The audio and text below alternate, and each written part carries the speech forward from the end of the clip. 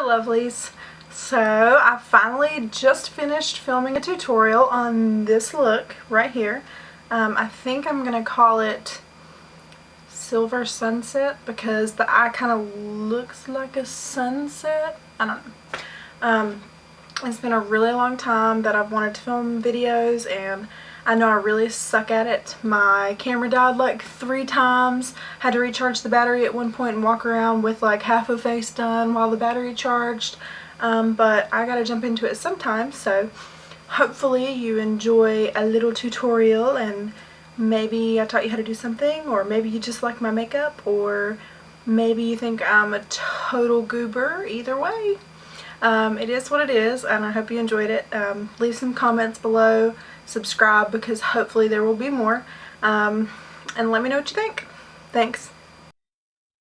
Okay, we're going to jump right into it, guys. Just spray your face down with your primer water if you have it. If not, jump right into priming with a regular primer. I'm going to use Hourglass Mineral Veil and just rub it all over my face like so. Looking like an idiot, you know. Rub it in really, really good. Basically smash your face all over. Then I'm going to move on to priming my eyelids with MAC Prolongwear. That was that flash on the screen there. This is NW20. I like MAC Prolongwear because it covers up any dark spots I have on my eyelids. Blend that in on both eyelids. Make sure you get it really good so it's not thick over where your eyeshadow is going to go. Then I'm going to go in with Peach Smoothie by Geek and just blend that into the crease like so. Windshield wipery. That's a Sigma E40 brush that I'm using. You can use any blending brush. You don't have to go out and buy Sigma brushes. Just keep blending it. Maybe get a little more if you need it. Move on to the other eye. I always like to tap off the excess too, so I'm not putting like 5 pounds of eyeshadow in one place. Just keep blending. I could do this for hours. I cut out a crap ton of blending. Now I'm going to go in with a Morphe eyeshadow. This is, I don't know, it's a yellow eyeshadow. I can't remember what it's called. Lemon Drop. It's called Lemon Drop. Go in with Lemon Drop right over that crease, same place. Same windshield wiper motions, same Sigma E40 brush, and just keep going. You're going to blend that over your crease. Pause for singing. Keep blending over your crease, and just make sure you're going back and forth, kind of windshield wipery. Really getting that in there. And if you've got like a big brow bone like I do, make sure that you go over the brow bone so that it's not totally sunk in. This is Makeup Geek Chickadee. I'm going over there. It's kind of an orangey yellow shade. Just deepening up that kind of sunsetty ombre look that I'm going for here. Just keep blending that. Blending, blending. We're blending. Have you guys seen that movie? We're blending. I kind of like to blend it out into the little V part of the edge too, and just make sure that I'm getting it all in there. Then move on to the other eye, obviously. I'm not really a big fan of being this close to my face. Like you can see every single pore, all the rosacea. Now, I'm still blending. Wow. And don't mind the concealer on my nose. I had excess on my fingers when I was putting it on my eyes, and I just stuck it there because I knew I was going to put it there later. Now we're going to go in with Bubblegum, also by Morphe. You can't beat Morphe. These shadows are like $2 a piece. This is like a pink shade, like a real bubblegummy pink. And I'm just doing the same thing, blending that into the crease. Trying to focus this one a little more on the outside as opposed to the inside, but just really I'm doing the same thing, blending back and forth. Also, don't mind my video lag. It's apparently write speed is a thing. I didn't realize my SD card had a really bad writing speed. As you can see, I'm still just blending in with that E40 brush. You always kind of start from lightest to darkest if you're going to use the same brush, and then you can just kind of keep layering it over if you don't have a lot of brushes. I'm going back in with that yellow Lemon Drop shade from Morphe Cosmetics, just to kind of brighten up that crease that I've just created. So going back in with that. Always need a little yellow in your life. A little lemon drop. Then I'm going to go in with a darker Morphe shadow. This one is like an eggplant color, and the name is going to come to me any minute now. I really should have written this down. It is called Secretive. Secretive, it's number 71 in Morphe eyeshadows. And I'm kind of trying to focus that in the outer corner there, kind of that little outer V, just to deepen that up. Then I'm going to go in with a silver shimmery look on the lid. That's why this is a silver sunset. This one is number 18. It doesn't actually have a name, but it's also from Morphe. If you can hear my dog barking in the background, I apologize. I'm just going to press that in with this flat shader brush all over the lid. Again, don't mind the camera lag. I'm getting there. And I'm not worried about applying it wet. You can apply it wet if you want to. It makes it a little more shimmery. But I'm going to go in later with another shadow to make it even more iridescent. So I'm not worried about applying it wet right now. Just go in and all over the lid, like from corner to corner, and apply that shadow. I kind of like to dig my shader brush into my crease there and kind of make a more defined line. You don't have to do that because I'm going to go back over it with my blending brush anyway and kind of blend out any lines, but just to see what I'm doing there. Usually it takes several coats with like a shiny metallic to make it look the way I want it to. See, now I'm going to go back over it with my blending brush and just kind of blend it out a little bit. You can blend it a lot more. I cut that down a lot. Now I'm going to go in with Smashbox Cosmetics. This is their Studio Line foundation. I think mine is like 1.2 or something. And a Sigma blending brush. I don't know the number. You probably know it. Every YouTube artist uses it. Whatever. It's about the same as the synthetic ones you can get from Japan. Just letting you know. I am rubbing it in. Just circular motions all over my giant face. And I am a little bit more yellow in tone, so I know my foundation looks super yellow. You guys see my awesome candle in the background? YouTuber for the win. Just keep blending that in until everything's blended out, and then I like to go over it with a beauty blender, just a damp one. I like the black one, it kind of absorbs more of the excess. And rub it all over your neck. Make sure you blend your neck. Nobody ever blends out their neck and then they have like a giant line, and you know, over blending is not a thing. Then I'm going to go back in with MAC Prolongwear Concealer, all under my eyelids. I'm going to cake that crap on there. It's okay though, because the blender is going to take off most of the excess. Just really getting in there with that. Then I'm going to go in with Anastasia Beverly Hills Contour Kit. I'm going to use this pink shade right directly under my my eye, because there's a little bit of darkness there, and that pink shade just kind of brightens it up and takes out the dark circly look. And I go right over into where I just applied shadow, because you're really cleaning up that line that you just created with the blending, with the beauty blender.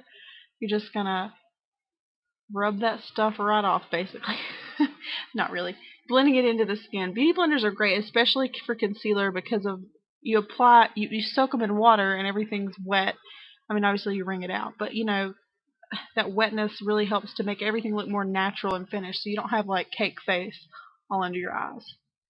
So I'm just getting right up in the corner there and kind of going back and forth, back and forth, back and forth, so everything is blended out. If you occasionally see me singing in this video, it's because I was listening to Glee musicals, and I really just can't help myself.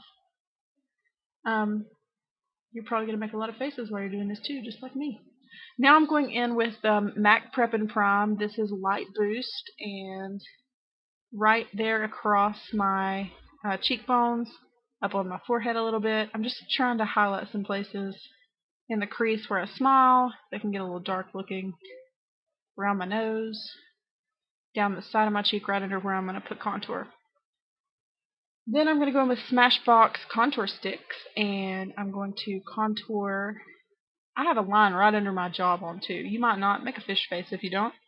You can figure it out. Then I'm going to contour just a little bit on my forehead and down my jawline, back behind the ear, and right along where I should have a jawline if I wasn't overweight. We're going to create a fake one, so that's okay. Then I'm going to go in with the bronze shade in the Smashbox sticks and just go right over that contour line, kind of create a shade transition, if you will, like a transition color for my contour. And this is a Sonia Kashuk flat contour brush that I actually bought an entire kit of brushes just to get this brush. The other brushes are pretty awesome, but I was buying it just for this. And I'm going to blend that out kind of in a straight line and then up and down. Blending upwards always with contour. If you blend down, you're going to look really saggy and not right. So, it takes a lot to blend out contour too, especially if you're as pale as I am, because otherwise you wind up looking a little muddy. So I'm going to blend the crap out of this, and then I'm going to blend it even more off camera, but you'll see why that's off camera in a minute. So just blend, keep blending, blend back, blend up. You can do these two steps separate if you want. I just put everything on at once and blend it out from there. And then you're going to go into your hairline and blend this contour on your forehead back into your hairline. Making sure that you blend it all out so you don't have a harsh line across your forehead. And you can always go back in with your foundation brush. It'll probably still have a little bit of foundation left on it, and you can kind of blend out any of those really. That's what I'm doing right here. I'm just blending out all of that harsh line, and then I will go back in if I need to with my foundation brush and blend it out even more so it's not quite so dark and stark. Now under your chin can get really tricky. You can see how muddy it looks already. So you really need to blend that out well. And then I always go in with my beauty blender, so you'll see some of that. I blend it down into my neck. I'm not sure why this part seems so much slower than everything else, but contouring takes a long time. It takes a lot of getting used to. If it's something you want to do, it's not something you have to do. A lot of people, I really probably could get by without it. A lot of days I don't contour my face, but kind of gives you that supermodel-esque, I don't know, I'm fake in Photoshop look. I don't know, it makes you look 100 times better sometimes if you do contour. Then I'm going to take my beauty blender and first blend out my highlight. You can see my camera skipping over parts a little bit here because the battery kept dying. As you can see, blending out that highlight down below your contour is important kind of to create a sharp line. Everything still looks really muddy. And as you can see, I come back with my eyebrows done and powder on my face and my contour blended. That's because my camera ate the footage. So, I did do my eyebrows with Anastasia Brow Wiz. I always carve them out first and then go back in with Dip Brow, which is what I'm using now in medium brown. And I put translucent powder from Ben Nye, setting powder, under my eyes, on my nose, across the middle of my forehead, and on my chin. Because it's that baking process, which really is extremely helpful if you are like me and you live in 100,000 degree humidity, because it will keep your stuff from running all over the place. I'm just taking a powder brush here with the lightest shade of the Kat Von D contour kit and brushing off all that excess powder. Just getting rid of that there as expertly as I can possibly do so. Across my forehead, and everything is nice and set, and it's not going to go anywhere. Trust me. It is 98, 99 degrees right now outside with probably 150% humidity in North Carolina, and that stuff is not going to budge off your face. Now I'm going to go in with my favorite blush, Wish by Kat Von D. Thank you, Battle Ash, for that. It's now discontinued, and I'm addicted. I've used this blush almost constantly for several months. I'm not a huge fan of pink blushes, only in moderation. And I think this looks really good with the contour and everything. Then I'm going to go in with NYX. This is 10. What are these things called? They are not iridescent, not shimmery. What are they called? I don't know. I'll put it in the comments. Anyway, I'm going in and pressing that, because it's a wet texture, I'm pressing it instead of using a brush over where I put that silver before, so it looks even more silver. Now I'm going to go in with Urban Decay 24/7 Glide On Pencil in Crave and tight line my eyes. You can wear a winged liner with this look if you want to. Quite frankly, I really suck at winged liner right now, and I don't really want to do that on camera yet, so I'll get there one day. But I'm just putting that all in my bottom lash line there and trying not to poke myself in the eye. Then I'm going to take a pencil brush from Sigma and just kind of blend that out a little bit and smoke it out at the bottom. The fact that I can do this now without tearing up is pretty impressive.